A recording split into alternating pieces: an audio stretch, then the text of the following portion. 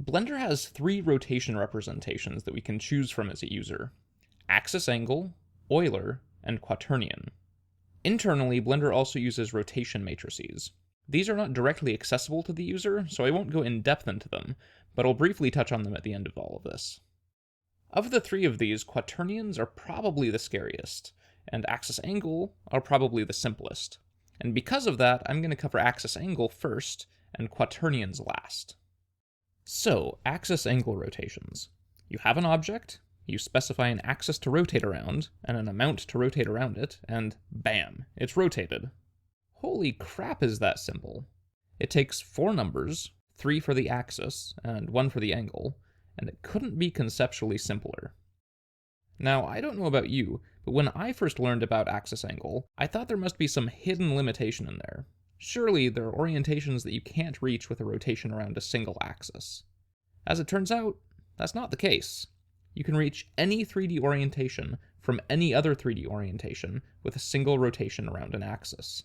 Or in other words, given any two orientations in 3D space, there is always an axis you can rotate around to get between them. It's pretty much the same thing as saying that given any two locations in space, there's always a straight line that can connect them. Rotations around axes are like the straight lines of the rotation path world.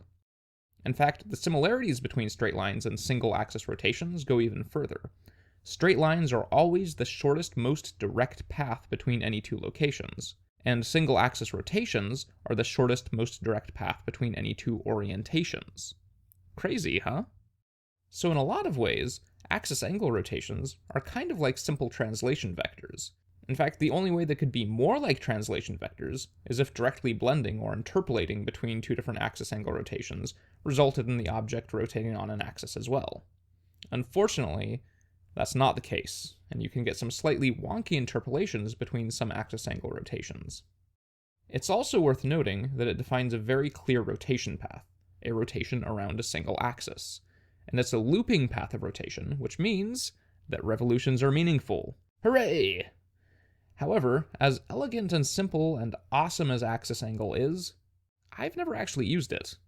If I ever have to animate an entire asteroid field, I might, but as of yet, most of the problems I've run into have been better suited to Eulers and quaternions. And therefore, let's move on to Eulers. Euler rotations are pretty much the most common rotation representation you'll see in most 3D animation packages. In a nutshell, Euler rotations are just a sequence of 3 rotations, one around each of the major axes.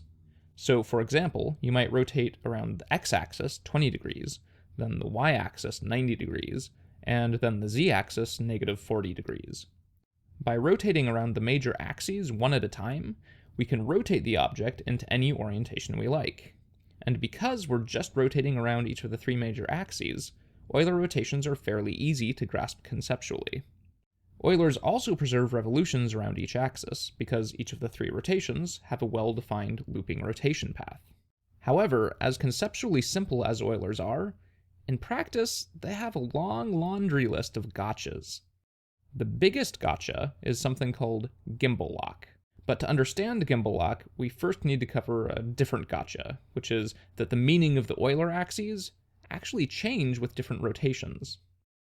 To better explain this, let's switch over into Blender and take a look at how Eulers work on this monkey head. In the end panel, we can see the 3 angles for rotating around each of the 3 axes. If we play with the x value, the monkey head rotates around the x-axis. Likewise, if we play around with the y value, the monkey head rotates around the y-axis.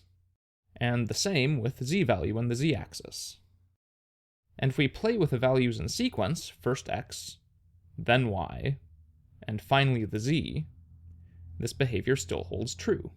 However, if we now go back and play with, say, the x-axis, what the? It's not rotating on the x-axis anymore. What's up with that? The reason this happens is because we're doing rotations in sequence. Later rotations in the sequence affect the axes of the earlier rotations in the sequence. To help illustrate why this is, I've created a weird-looking device here. As you can see, we have 3 rings, each smaller than the last, with the monkey head in the middle. Each ring represents one of our Euler rotation axes. The innermost one is the x-axis, the mid-sized one is the y-axis, and the outermost one is the z-axis. Now, let's play with these axes individually. Playing with the x-axis, we can see the innermost ring rotate. Playing with the y-axis, we can see the mid-ring rotate, but notice that it's taking the innermost ring with it.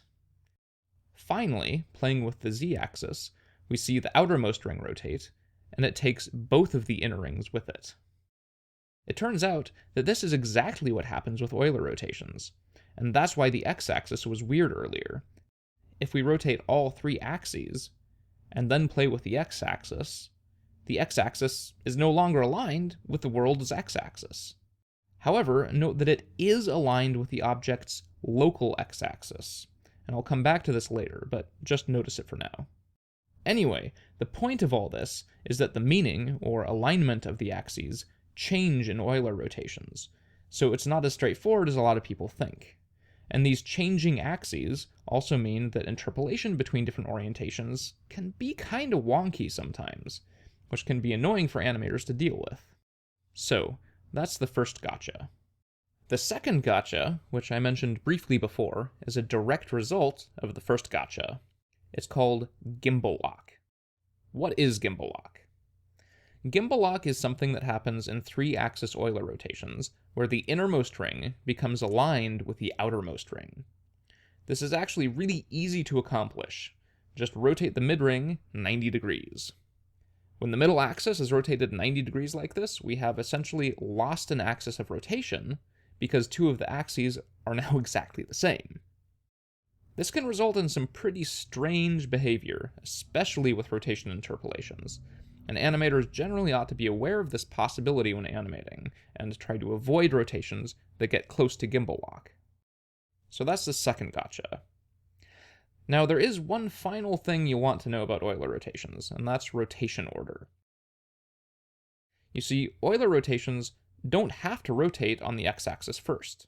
You can choose any order you want to rotate around the axes. We could rotate on y, then x, then z, or z, then y, then x, or whatever. Blender has a simple way to choose this. In the rotation mode menu, you see a bunch of Euler options. The x's, y's, and z's next to each of those indicate the rotation order from left to right. So, for example, zxy Euler means an Euler rotation that rotates on the z-axis first, then the x-axis, and finally on the y-axis. This ability to choose the rotation order is actually really helpful. For example, it lets us choose which axis can create gimbal lock. Remember that the mid-ring, when rotated 90 degrees, or negative 90 degrees, or whatever, creates gimbal lock. So if we know there's an axis that will frequently hover at around 90 degrees, we probably don't want it to be the middle axis. Also, remember that I mentioned that the innermost ring stays aligned with the local axes of the object? Well, that means that if there's an axis that would be particularly convenient to stay aligned with the object's local space, you should probably make that the first axis. And similarly, if there's an axis that would be good to stay world-aligned, make it the last axis. Just remember that the first axis is like the innermost ring, and the last axis is like the outermost ring. The downside to rotation order is that it completely changes the nature of the shifting axes, which can make things even more confusing for animators. And generally speaking, that means that animators ought to be aware of these issues. A couple of final notes about Eulers. First, if you have one of the axes locked, so that you're only rotating on two of the axes, then Eulers are much better behaved. A lot of the nasty behaviors of Euler rotations, such as gimbal lock, come from rotating on all three axes. So if you only need to rotate on two axes, simply lock one of the axes, and a lot of Euler's rotation problems will disappear.